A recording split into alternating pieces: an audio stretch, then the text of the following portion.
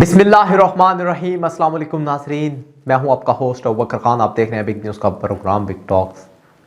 नाज़रीन, कुरान करीम में अल्लाह ताला ने फरमाया है कि जिसने एक इंसानियत को कत्ल किया गोया उसने पूरी इंसानियत को कत्ल किया। इसी तरह आज के डॉक्टरों ने मसीहा बनने के बजाय शैतानियत का रूप धार लिया है और इसके हम प्याला निवाला इसको बचाने के लिए मैदान अमल में आ गए।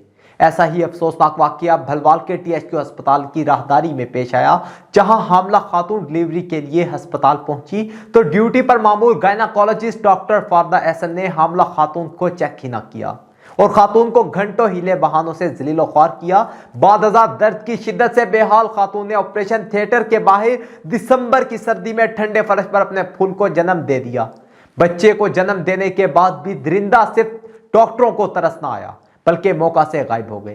देखिए आप वो भाग रही हैं, देखें ना, ये देखें उन्हें देख के मैंने ये आप भाग रही हैं। दुनिया बदतमीज औरतां। ठंडे फर्श पर आंखें खोलने वाले फूल की आंखें हमेशा के लिए बंद हो गई।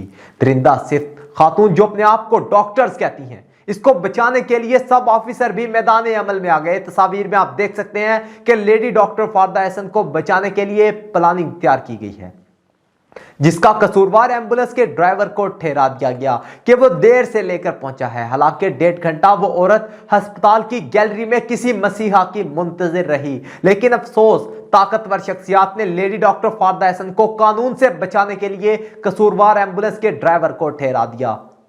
आखिर कब तक पाकिस्तान में लाकानूनियत का दौर कायम रहेगा? कब तक माएं अपने फूलों को सरेआम जन्म देती रहेंगी? कब होगी इंसाफ की फिजा कायम? एक वीडियो क्लिप में आप देख सकते हैं कि अस्पताल का MS खालिद महमूद गोंदल वीडियो बनाने वाले को कह रहा है कि साइड पर आ जाओ, क्योंकि उसकी शान में गुस्ताखी हो रही थी। वीडियो देखें। MS साहब हैं, अस्सलाम वालेकुम। ये लेडी डॉक्टर साहिबा भी जो हैं ये MS साहब हैं। अच्छा आज इधर अरे बेटा, अच्छा आज इधर अरे बेटा, अच्छा आज इधर अरे बेटा। नहीं इधर देख लेना आप, पहले मरीजों की हालत देख, पेशेंट की हालत देख। अच्छा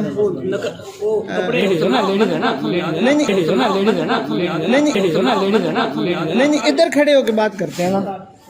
कब इदारे अपनी जिम्मेदारी को पूरा करते हुए इंसाफ का बोलबाला करेंगे? कब तक इंसानियत ऐसे ही सिसकती रहेगी? कब तक इंसानी जानों से खेलने वाले दंदनाते फिरते रहेंगे? कब हजरत उमर फारूक का पैरोकार आकर अदल का बोलबाला करेगा? कब कोई मोहम्मद बिन कासिम की बेटी की पुकार सुनेगा? क्यों कोई महमूद गजनवी पैदा नहीं हो रहा?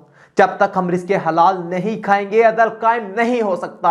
हमें इंसाफ को अपने घर से लेकर इंफरादी तौर पर हर जगह राइज करना होगा, तभी इस मुआशरे में तब्दीली आ सकेगी और नबी सल्लल्लाहु अलैहि वसल्लम के मानने वाले रियासत मदीना कायम कर सकेंगे।